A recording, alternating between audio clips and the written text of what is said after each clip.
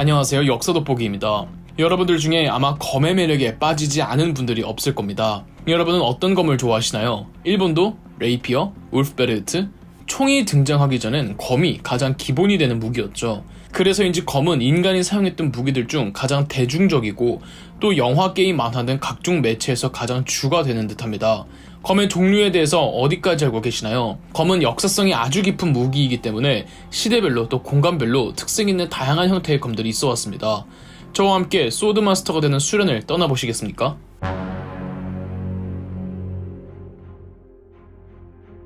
서양의 고대 전쟁을 다룬 영화들을 보신 분이시라면 고대 서양에서 사용했던 독특한 검들이 익숙하실 겁니다.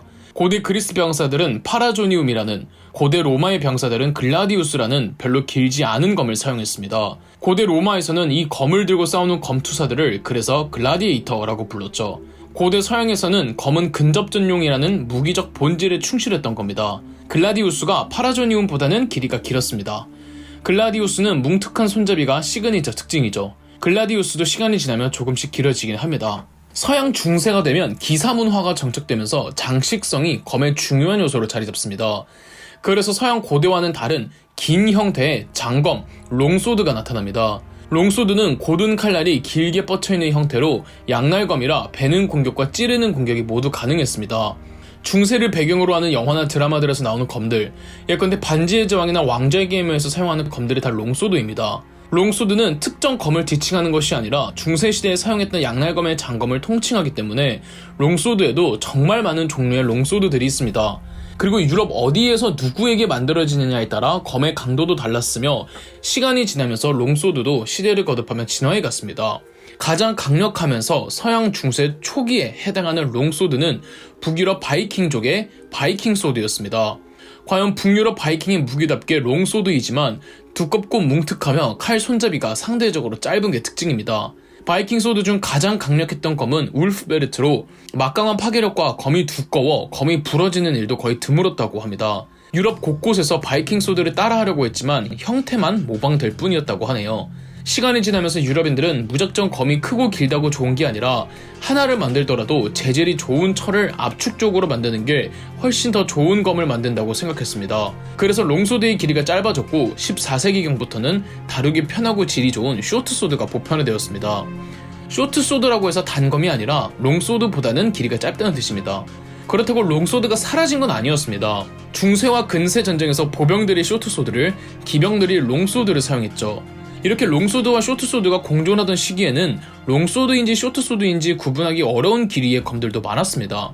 그러니까 롱소드와 쇼트소드 그 사이 어딘가에 해당하는 검들은 두 형태 검들의 장점을 고루 취할 수 있는 명검이 될 수 있는데, 대표적으로 15세기 바스타드 소드가 있습니다. 15세기 이후 바스타드 소드가 보편화되자 바스타드 소드 손잡이에 귀족들은 화려한 장식을 가미하기도 했습니다. 기사 문화는 쇠퇴해도 귀족 문화는 더욱 강해졌기에 검의 장식성은 더욱 극대화되었죠. 독일의 츠바이엔더 검들을 보면 아주 화려합니다. 이런 검의 길이 변화 과정을 거치면서 검의 용도도 베는 용도에서 점점 찌르는 용도로 바뀌어 갔습니다. 더구나 유럽 중세 후기로 갈수록 유럽인들 사이에서는 중무장 페티시가 만연해 있었죠. 그래서 철갑 갑옷을 입은 상대방을 베는 건 무의미하고 칼로 찔러야만 했습니다. 대표적으로 랜스가 있고 또 어떤 검은 극단적으로 찌르기만 할 수 있었는데 여러 매체에서 등장하는 레이피어가 그 사례 중 하나죠. 16세기 스페인에서 만들어진 레이피어의 공식 명칭은 에스파다 로페라로 찌르는 용도이기 때문에 바스타드 소드보다는 검의 길이가 길었습니다. 레이피어도 정말 다양한 종류가 있습니다. 레이피어는 워낙 극단적으로 찌르기에만 특화된 검이라 일반 검술과는 다른 검술이 필요했고 바로 펜싱이 레이피어 검술에서 유래했습니다. 근세가 시작되면 유럽에서 화기가 투입되면서 다른 무기에도 큰 변화가 나타났습니다. 처음에는 총에 대항하기 위해 더 단단한 갑옷으로 중무장화했습니다. 이맘때에는 일시적으로 찌르는 검이 가장 많이 사용됐습니다. 단, 레이피어는 사령관들이 들고 다녔고 일반 병사들은 찌르기와 베기가 둘 다 가능한 양날검 아밍소드를 사용했습니다. 아밍소드는 바스타드 소드에서 발전한 검으로 경량화되면서 검의 질은 더 좋아진 형태였죠.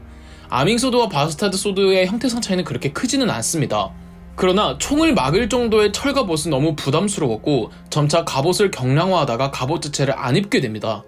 그러니 베는 검이 다시 부활하였고 베는 것에 특화되어 있던 외날검 세이버가 17세기부터는 가장 많이 사용되었습니다. 마물루케 소드도 세이버의 일종이며 나폴레옹이 사용했다는 금장검도 세이버입니다. 나폴레옹의 금장검은 경매에서 60억이 넘는 가격에 낙찰되었다고 합니다. 유럽이 오스만 튀르크와 접촉하는 과정에서 이슬람 곡도의 영향을 많이 받은 것으로 보입니다. 유럽의 세이버는 이슬람 곡도만큼 많이 휘어져 있지는 않지만 전통적인 서구 유럽의 직도라고 볼 수는 없고, 특히 휘어진 손잡이가 이슬람의 검을 연상하게 하죠. 18에서 19세기경에는 항해하는 선원들 혹은 해적들이 커틀러스라는 곡도를 사용하기도 했습니다. 산업혁명 이후 전쟁의 양상이 현대전으로 변하면서 검에 대한 더 이상의 개발은 이루어지지 않았고, 검은 호신용이 되거나 총을 보완하는 수단이 되었습니다. 혹은 의뢰용, 상징의 검이 되거나요. 이러한 예장용 검을 드레스 소드라고 하는데 프랑스에서 특히 활성화되어 있었다고 합니다. 영국에서도 대관식 때 사용하는 커타나, 일명 자비의 검도 대표적인 예장용 검이죠. 서양의 도검은 일반적으로 베는 검보다는 찌르는 검이 유독 많았습니다. 베는 검이 없었다는 건 아니지만 중요도를 두었던 점은 베는 것보단 찌르는 것이었고, 이 점은 베는 것을 더 중요시했던 동양과 차별되는 부분이죠.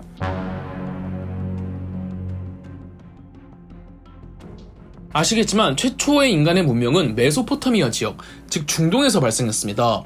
태초의 문명이 만들어졌을 만큼 지금의 중동에는 아주 오래전부터 사람들이 살았습니다. 다양한 민족들이 분포해 살고 있었고, 또 독특한 검들도 일찌감치 만들어졌죠. 중동 지역의 검, 특히 이슬람의 검 하면 휘어져 있을 것만 같죠. 이렇게 베기 위에 휘어져 있는 칼을 곡도라고 합니다. 이슬람이 곡도를 자주 사용했던 것은 사실이지만 처음부터 곡도만을 사용하지는 않았습니다. 고대 페르시아 제국에서부터 이슬람 초창기까지는 직도가 중심이었습니다. 물론 이때도 검의 손잡이는 휘어져 있었습니다. 지리적 특성상 유목민족이 중동에 많이 건너오는데 그때부터 유목민족의 곡도가 점점 퍼졌던 겁니다.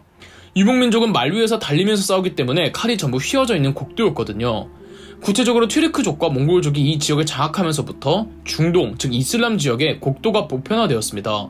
이슬람 군사들이 사용했던 곡도를 샴시르라고 합니다. 샴시르로 상징되는 곡도의 전통은 계속 이어지다가 중동의 마지막 제국이라고 할 수 있는 오스만 제국에서는 킬리지라는 곡도를 사용했습니다. 킬리지는 오스만 제국은 물론 주변 이슬람 국가들에서도 사용됐는데, 예컨대 나폴레옹의 이집트 원정에서 나폴레옹이 감명받았던 이집트의 군대의 중유기가 바로 킬리지였습니다. 나폴레옹은 이집트 원정 후 킬리지로 무장한 이슬람 근위대를 조직하기도 하죠. 킬리지에서 파생된 유럽의 검 세비어도 나폴레옹이 관심이 많았고, 이미 나폴레옹이 세비어 검을 사용했다고도 말씀드렸죠. 곡도의 문화는 이웃 인도에게도 전파가 되는데, 인도 병사들이 사용했던 곡도를 탈와르라고 합니다. 사실 중동의 샴시르나 킬리지, 유럽의 세이버, 인도의 탈와르 모두 칼 손잡이 모양이 각 문화권별로 다를 뿐 일반인이 구별하기 힘들 정도로 형태상 차이가 크지는 않습니다. 중동 지역은 아니지만 이 외에도 아프리카의 검들을 한번 봐볼까요? 부족 단위로 살아가는 아프리카에서는 독특한 형태의 검들이 많습니다. 곡도의 끝판왕이라고 할 수 있는 동아프리카 에티오피아의 쇼텔과 이집트의 코피스, 마사이족이 사용한 오랄렘과 서아프리카의 이다검, 가나의 아크페르나, 중부 아프리카의 일룬, 콩고의 이카칼라카 등이 있습니다. 아프리카 특유의 전통미가 다 느껴지시죠? 동양의 검에 대해서는 2부에서 설명드리겠습니다. 그럼 역사 돋보기였습니다. 저희 역사 돋보기가 멤버십 제도를 시작했습니다. 저희 영상 제작에 큰 도움이 되는 멤버십 가입, 많은 관심 부탁드리겠습니다. 영상 재미있으셨다면 구독과 좋아요, 알림 설정까지 해주시면 감사드리겠습니다.